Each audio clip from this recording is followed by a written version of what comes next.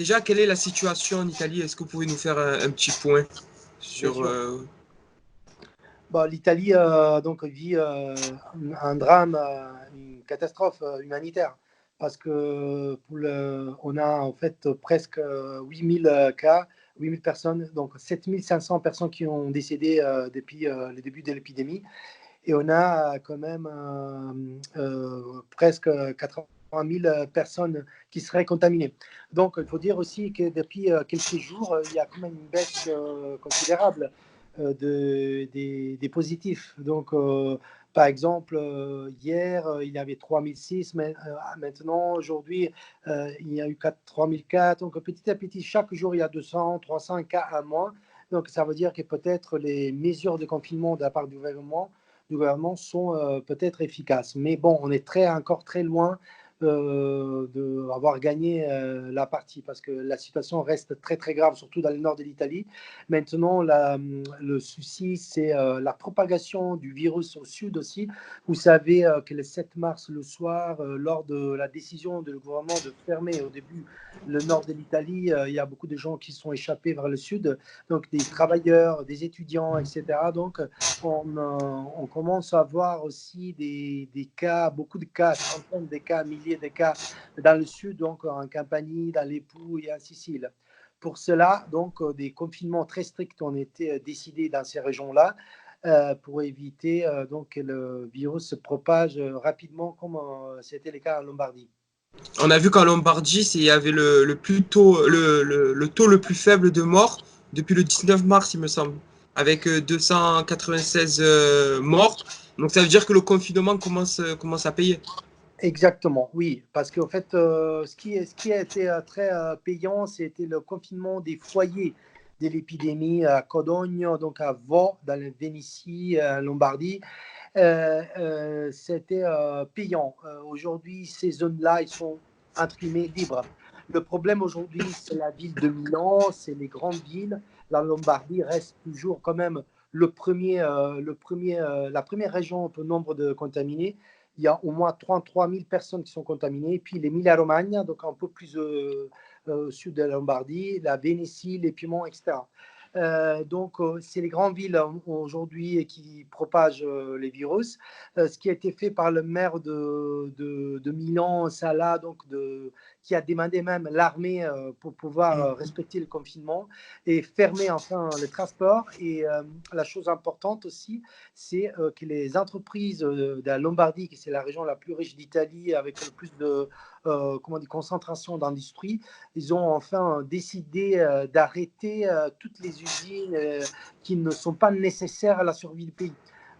Hier et aujourd'hui, il faut savoir qu'il y a des grèves générales de la part des ouvriers de ces usines-là qui continuent à bosser, qui continuent à travailler parce que, évidemment, le décret décidé par le président du Conseil Conte n'a pas touché toutes les activités. Bien sûr, il y a des activités qui sont nécessaires, l'agroalimentaire, etc., pour la tenue économique du pays, mais aussi beaucoup d'autres qui ne le sont pas et ils ne sont pas touchés. Donc, pour cela, les principaux syndicats italiens, ils ont décidé de faire une grève générale. Donc hier, il y a une première grève de la Confindustria, de plusieurs syndicats lombards.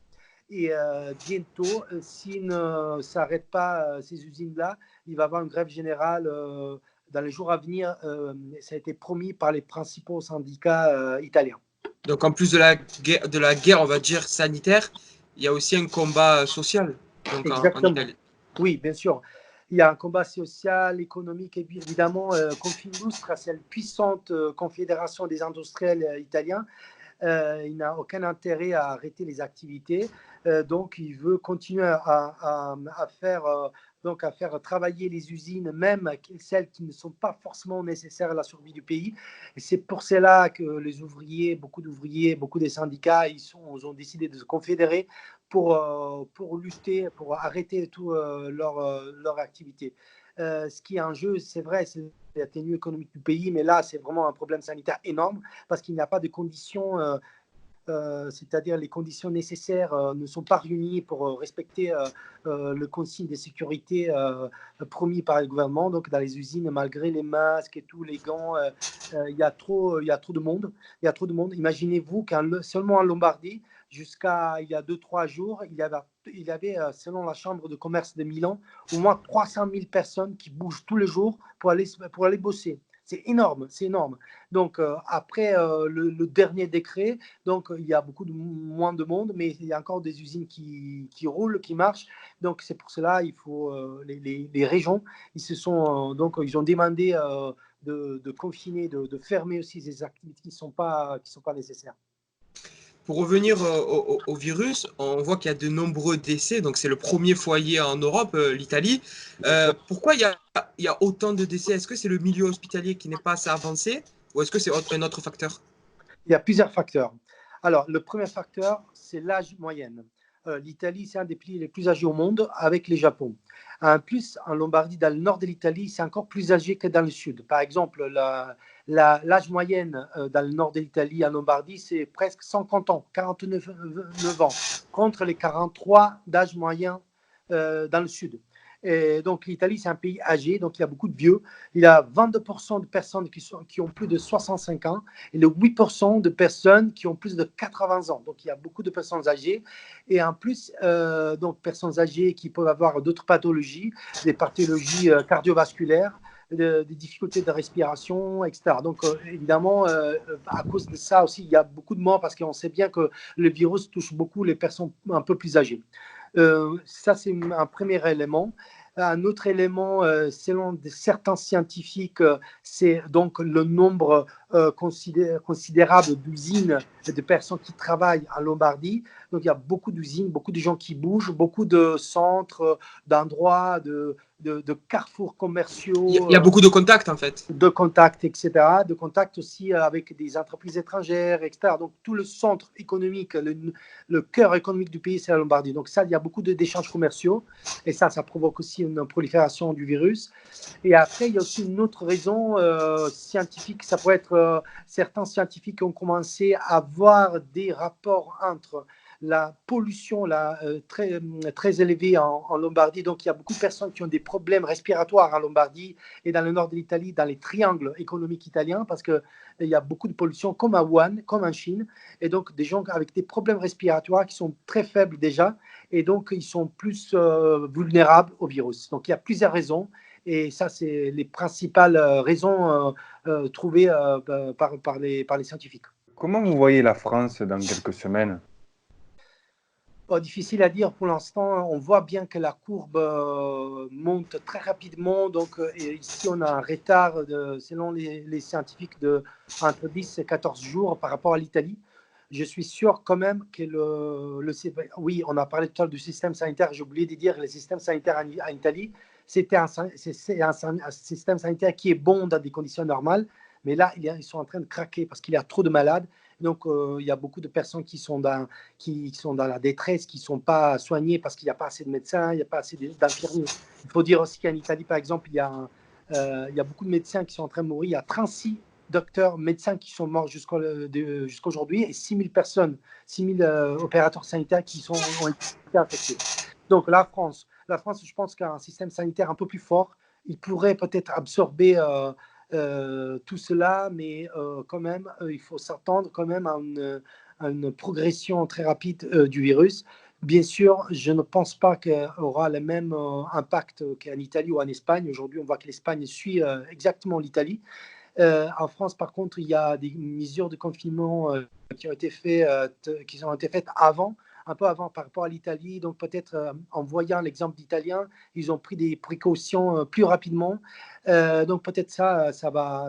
Mais quand même, la France aussi est le 5e pays en Europe, je pense, au monde. Donc il faut faire gaffe et j'espère que les ouvriers, les personnels sanitaires, les médecins et le gouvernement pourra arrêter le plus tôt possible cette épidémie en France aussi. Juste pour finir, et pour revenir à l'Italie, comment selon vous il faudra relancer l'économie de l'Italie? Bon, ça c'est une question très difficile. Pour l'instant, on voit bien que Ouais. la Banque centrale européenne, il a affecté donc de l'argent. L'Italie, par exemple, le président du Conseil, pour l'instant, ils ont mis entre 25 et 50 milliards pour les entreprises, pour le personnel sanitaire, pour les hôpitaux, etc. Je pense qu'il faut vraiment déjà le fait que l'Europe a décidé de suspendre le pacte de stabilité, donc le toit, le plafond de 3%, c'est très important. Donc, il y a beaucoup de ressources qui peuvent être mises de la part du gouvernement, de l'État, pour sauver l'économie. Je pense qu'on peut résister encore quelques semaines, voire quelques mois, mais pas plus. Et donc, c'est pour ça, on espère que la situation s'améliore parce que je pense qu'il va y avoir déjà aujourd'hui, nombreuses entreprises, ils ont fermé, il y a beaucoup de gens au chômage, mais pour l'instant, les mesures du gouvernement, ils peuvent quand même contenir un peu, mais ça ne peut pas durer sur le long terme. C'est pour ça que c'est nécessaire de vraiment de stopper les virus pour pouvoir reprendre les activités économiques. Bah, d'ailleurs, les activités économiques, l'Italie se Merci. nourrit énormément de tourisme. Pensez-vous que cet été, les touristes pourront aller en Italie ou ça sera encore trop tôt? Ou est-ce que c'est trop tôt pour le savoir aussi? Ouais, peut-être c'est un peu trop tôt pour le savoir. Je sais que quand même déjà les gouvernements a dit que donc ils ont prolongé le confinement, peut-être donc jusqu'à la fin entre 15 et 30 avril, la fin d'avril. Et moi, les scientifiques, ils sont très prudents en Italie et ailleurs d'ailleurs. Et ils disent que l'épidémie ne sera pas terminée avant la fin de l'été, peut-être en juillet, août. Donc je pense que cette année, la saison elle est fichue pour le tourisme. Je pense que les gens, petit à petit, pourront revenir à nouveau en Italie plus tard. Je ne pense pas qu'avant l'été, on a réussi à résoudre les problèmes. Et en plus, avec tout le confinement, la fermeture des frontières, les compagnies aériennes aussi qui ont des problèmes avec du chômage, faillite, etc. Ça va être très compliqué aussi pour les gens de voyager. Donc déjà, pour arriver en Italie, même d'un citoyen français, allemand, ça va être vraiment compliqué parce que chez eux aussi, ils auront des difficultés. Donc toute l'Europe, toute la planète en fait est touchée. Donc je pense que le tourisme en général, dans le monde entier, est touché, est fortement touché. Moi qui comptais partir à Rimini, donc du coup, c'est mort. Ouais.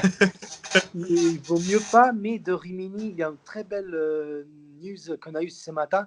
Il y a une personne de 101 ans, 100 ans, un centenaire, qui a guéri après 7 semaines. C'est incroyable. Oh, oui. Il y Donc, en avait une de 95 ans aussi exactement. précédemment, Ouais. et là, Donc, 100 ans. voilà, donc il y a toujours un espoir. Il y a toujours un espoir qu'on peut guérir. Déjà, le 75-80% des personnes qui sont touchées par les virus, ils ont des signes pas très, très forts. Signe bénin. Exactement. Et du coup, il y a un espoir. Donc, qu'on puisse sortir tous un peu gagnants de cette crise sanitaire.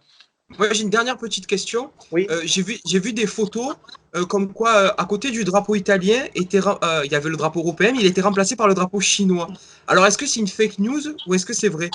Non, mais ça dépend où, en fait. Concernant le président du Conseil, ça, c'est impossible, c'est impossible. On a vu quand même, il faut dire, qu'il y a beaucoup de cargos chinois qui ont envoyé du matériel médical et du personnel sanitaire aussi également en Italie. Donc, ils sont arrivés, ils ont débarqué à Rome et en Lombardie également. Et donc, ils ont fait l'amitié italo-chinoise. Et donc, ils ont mis des drapeaux chinois à côté du drapeau italien. Donc, ça, c'est vrai. Mais ce n'est pas vrai au niveau institutionnel. C'est-à-dire, non, c'est juste que un pays comme la Chine, qui a quand même en partie vaincu complètement cette épidémie, presque complètement cette épidémie, a voulu donner un coup de main à l'Italie et à d'autres pays également.